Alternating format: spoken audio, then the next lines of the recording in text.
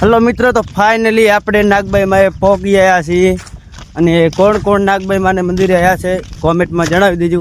હાલો તમને બતાવી દઈએ આપણે નાગબાઈ માનું મંદિર. જોઈ લો એ ધજા દેખાય રહી.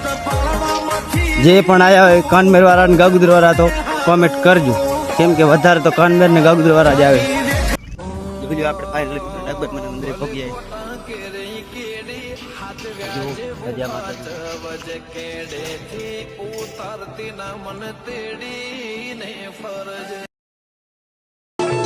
તારી પાપણનો પલકારો પાણીદાર છે લેજો.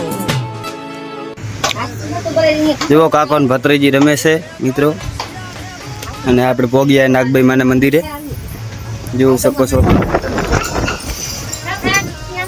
ભાઈ પગે લાગે.